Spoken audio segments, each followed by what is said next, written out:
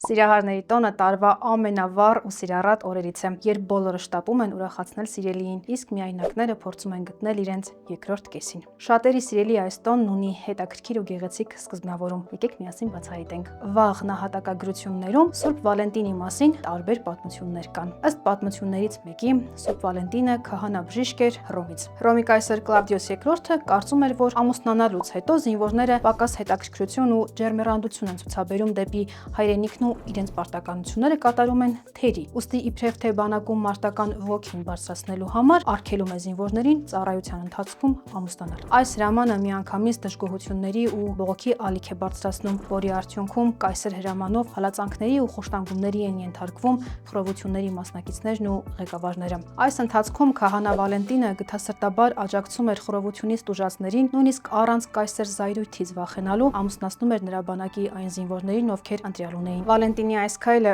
շատ տրամաբանական էր, քանի որ ինքն էլ սիրահարված էր մի բանտապետի աղջկա, ելով եթե ոչ նա կհասկանար, թե որքան ծանր է առանց սիրելիի ապրելը։ Իմանալով, որ Վալենտինը գաղտնի ամուսնացնում է իր բանակին զինվորներին, Կլավդիոս II հրամայում է ձերբակալել եւ պատժել նրան։ Երկարատև խոշտանգումներից հետո մեր թվարկության 270 թվականի փետրվարի 14-ին կայսր հրամանը խախտելու եւ խռովարարներին աջակցելու մեղադրանքով վճռվում է գլխատել Վալենտինին։ Մահապատժից մեկ օր առաջ Վալենտինը հրաժեշտի նամակ է գրում իր սիրելիին եւ պատմում է երկար տարիներ նրա հանդեպ տածած մաքուր ու անկեղծ զգացմունքների մասին։ Ապա նամակը մակագրում է «Սիրով, քո Վալենտին»։ Հետագայում Հռոմի Հուլիոս առաջին պապը Սուրբ Վալենտինի գլխատման վայրում կառուցել է տալիս բազիլիկա, որտեղ պահպանվել են նրա մասունքները։ Կատարած բարի գործերի, համեստ վարքի եւ սիրահարներին միավորելու համար Վալենտինը կաթոլիկ եկեղեցու կողմից սրբադասվում է։ Իսկ 496 թվականին Հռոմի Գալեսիուս առաջինը փետրվարի 14-ը հռչակում է Սուրբ Վալենտինի օր։ Հետագայում այս տոնը սկսեց մեծ ժողովրդականություն վայելել ողջ աշխարհում, բացի Սաուդյան Արաբիայից, որտեղ պաշտոնապես արգելված է այս տոնը նշելը։ Հայկական մշակույթում եւս կա սիրո բարեխոս եւ հովանավոր, իսկ թե